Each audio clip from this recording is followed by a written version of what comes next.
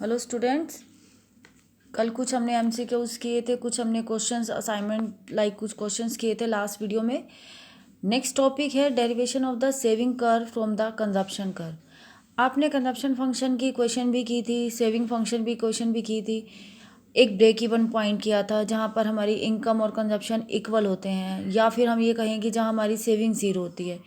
तो उसी से ही हम अपना सेविंग कर्व और कंजप्शन कर्व की डेरिवेशंस कैलकुलेट करते हैं। जैसे ये हमारा वाई एक्सिस दैट मीन्स कि एग्रीगेट सप्लाई का कर्व है जो ओरिजन से स्टार्ट होता है। ओ एक्स एक्सिस पे इनकम है और ओ वाई एक्सिस पे कंजप्शन गिवन है। ये इनकम कर्व है, ये कंजप्शन कर्व है जो ओ वाई एक्सिस से स्टार्ट हो रहा है। ये हमारी कुछ ऑटोनोमस कंजप्शंस को रिप्रेजेंट कर रहा है कि कुछ ये पार्ट जो है ये ऑटोनोमस कंजप्शन को रिप्रेजेंट करता है। तो जिस पॉइंट पे ये कट होते हैं वो हमारा एक ब्रेक इवन पॉइंट होता है। ये हमारा ब्रेक इवन पॉइंट होता है जहाँ इनकम और कंजप्शन इक्वल हो जाते हैं और उसके बाद इनकम इंक्रीज होती जाती है लेकिन कंजप्शन उस लेवल में इंक्रीज नहीं होती। तो इसी के अकॉर्डिंग हम अपना सेविंग कर्व कैसे कैलकुलेट करते हैं। देखो, हमारा जो सेविंग कर्व था हमने क्या किया था कि वो नेगेटिव से स्टार्ट होती है। इनकम और कंजप्शन जब इक्वल होते हैं तो क्या होता है, सेविंग ज़ीरो होती है कि मैंने जितना कमाया मैंने उतना खर्च कर लिया। दैट मीन्स कि इनकम और कंजप्शन इक्वल है, तो उस टाइम में मेरी सेविंग क्या है, ज़ीरो है। और अगर आप इस पार्ट में देखो तो इस पार्ट में क्या है, इस पार्ट में क्या है कि कंजप्शन कर्व देखो ऊपर है, इनकम कर्व नीचे है। तो इस पार्ट में क्या दिखा रहा है कि कंजप्शन ज़्यादा इनकम कम। तो दैट मीन्स कि ये दिखा रहा है ना कि मेरी नेगेटिव सेविंग है, तो ये उसी पार्ट नेगेटिव सेविंग को रिप्रेजेंट करता है। उसके बाद इनकम इंक्रीज होती जा रही है और कंजप्शन नीचे है, मतलब कि इनकम ज़्यादा है कंजप्शन कर्व है, तो मेरी सेविंग क्या है, इंक्रीज होती जा रही है। तो आप इसे एक डेरिवेशन कह सकते हैं कि जहाँ हमारा इनकम और कंजप्शन इक्वल होती है वहाँ हमारा सेविंग ज़ीरो होती है। ये तो था derivation of saving curve from the consumption curve. तो मैंने कंजप्शन कर्व को ऊपर दिखाया, सेविंग कर्व को नीचे दिखाया। और अगर आपसे क्वेश्चन में ये पूछा जाए derivation of the consumption curve from the saving curve, तो आपने सेविंग को ऊपर बनाना है, कंजप्शन को नीचे बनाना है।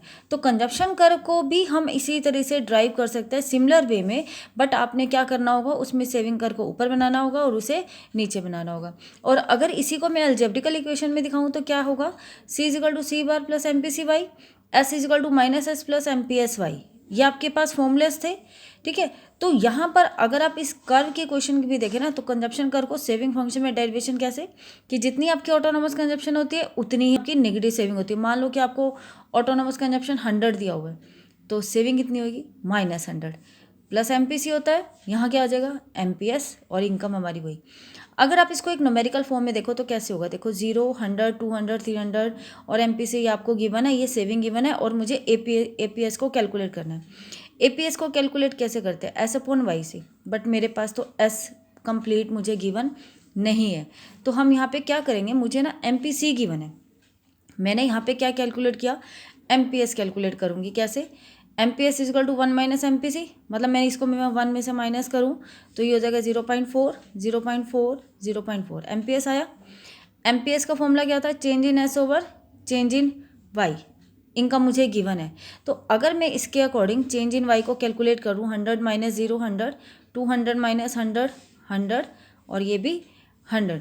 अब देखो कि मेरे पास M P S is equal to change in S over change in Y, ये मुझे गिवन है 0.4, एम पी एस मुझे गिवन नहीं है, बट चेंज इन वाई मुझे गिवन है 100। अगर मैं इन दोनों को मल्टीप्लाई करूँ तो ये कितना आ जाएगा, चेंज इन एस कितना आएगा मेरे पास, 40 40 40। चेंज इन एस आया मेरे पास 40 40 40। मुझे सेविंग पहले दी हुई है -90।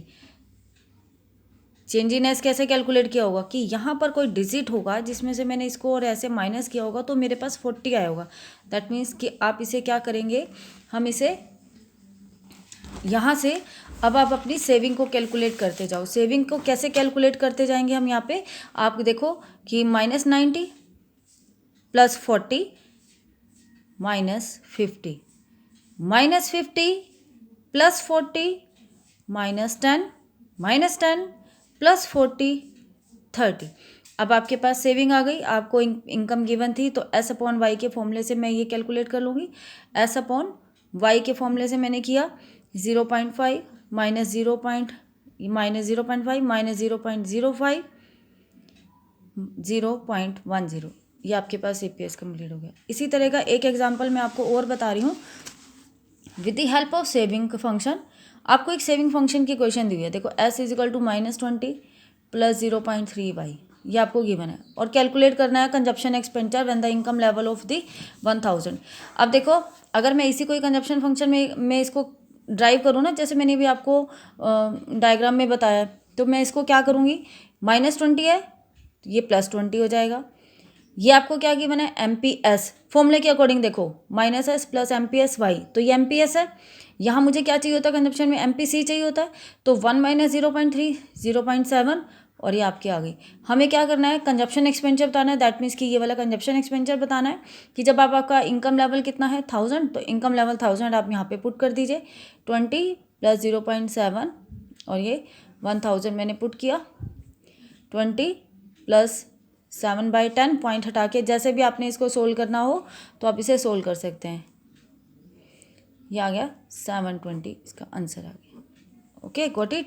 तो इसी तरह के कुछ और एग्जांपल्स मैं आपको सेंड करूंगी जिसमें आपने इसको ये प्रैक्टिस करनी है कि इसके न्यूमेरिकल्स को सोल्व करना है। तो ये न्यूमेरिकल 3 मार्क्स का ही पूछा जाता है, तो आप इसके ट्राई कीजिए। Okay, thank you.